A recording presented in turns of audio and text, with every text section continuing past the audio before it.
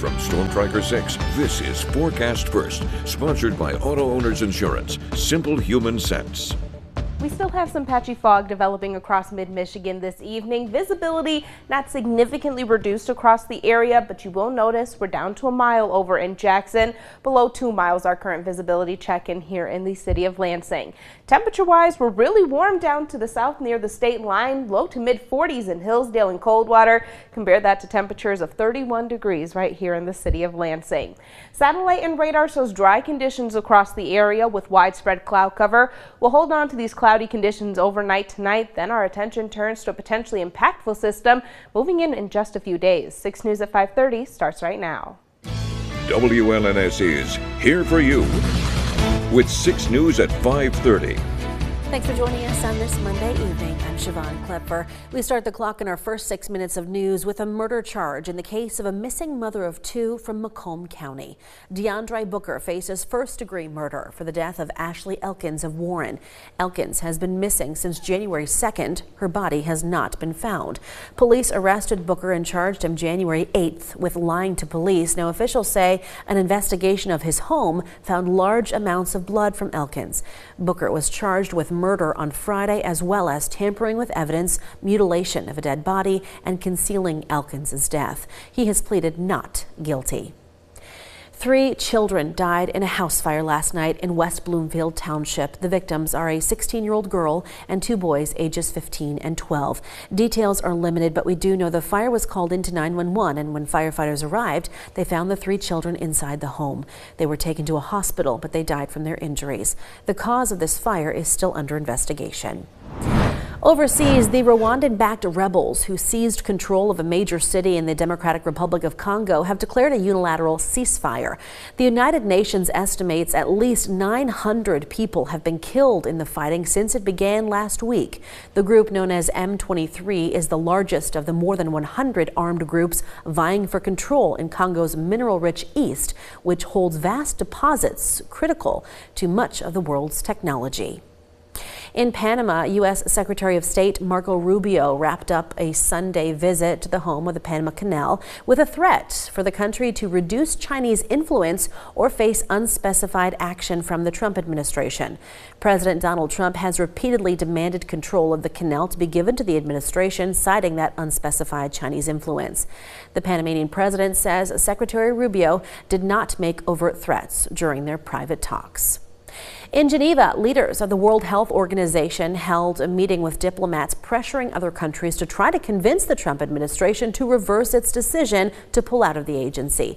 The Associated Press obtained a confidential budget document presented at that meeting showing the WHO's health emergency program has a heavy reliance on American money. Some experts at the meeting said while the departure of the U.S. was a major crisis, it might also serve as an opportunity to reshape global public health. And Canada is responding to threats of tariffs from President Trump by dumping American alcohol. Ontario Premier Doug Ford called for Canadian stores, bars, and restaurants to stop selling American products. The Liquor Control Board of Ontario sells nearly $687 million worth of American wine, beer, spirits, and seltzers every year. Premier Ford also said he's ripping up the contract between Ontario and Elon Musk's Starlink satellite company. Hands off our servers! Hands off our money! Hands off our servers! Back here in America, a group of protesters gathered at the Office of Personnel Management in Washington, D.C. today. They were protesting billionaire Elon Musk's seizure of electronic files and records related to federal employment, healthcare, financial information, and more. The protesters told reporters they want Musk out of the government and the data returned to Americans. Also in Washington, congressional Democrats held a news conference at the headquarters for the United States Agency for International Development today. They were denied entry into the building by federal law enforcement. Elon Musk says he's shutting down the agency, but experts say that would take an act of Congress, and Musk's actions are illegal. U.S. aid oversees humanitarian development and security programs in about 120 countries. Meanwhile, New Orleans is fortified ahead of Sunday's Super Bowl between Kansas City and Philadelphia. Steel barriers were installed on Bourbon Street, part of an enhanced security zone. Checkpoints will be set up at all entrances and no coolers are allowed. The upgrades follow the deadly terror attack there on January 1st. We plan for it to be an exciting event, one that will be safe. What I'm going to ask is everybody respect your law enforcement officers, that you respect public safety. We are a nation of laws, and there's consequences for breaking those laws. Preparations are being made at the Caesars Superdome, where tonight's opening night events will be held, and the city is expecting 125,000 visitors to start arriving on Wednesday. A bird tracking organization in Chicago is now reporting several ducks were recently found along the Lake Michigan shore dead from bird flu. They say they're also seeing some symptoms showing up in crows and gulls. Officials say that nationwide, since the H5N1 strain of bird flu reached the U.S. in 2022, more than 148 million birds have been ordered euthanized.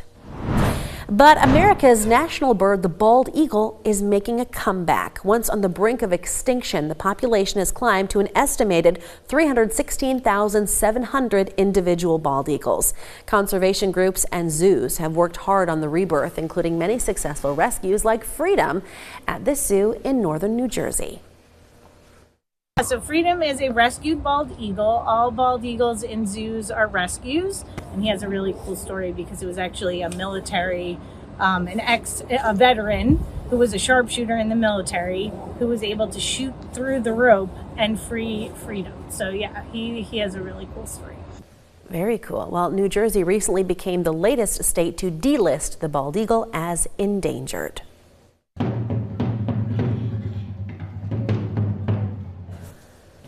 And closing the curtain on our first 6 minutes of news, you know who these people are. The iconic trio known as Blue Man Group ended its 33-year run in New York City on Sunday. They performed their final show at the Astor Place Theater, closing out more than 17,000 performances. Their Chicago show also recently closed. Blue Man Group says declining ticket sales are the main reason, but performances continue in other cities in the U.S. and overseas. Kendall, have you ever seen a Blue Man Group show? No, but I've always wanted to. I remember seeing it when I was a lot younger, so I don't remember the whole, but I remember thinking this is strange, but really neat. I've seen clips of it, but I wanted to go in person. Yeah, well, I guess there are still some shows in the U.S. you have to look around. Yeah, I'll have to do some shopping around. Okay. But we're looking at a system, Siobhan, that could potentially bring some impacts to the area in the middle of the week. We're talking about the potential for freezing rain, maybe some sleet as well. Okay, all those details coming up right after the break. And then later we're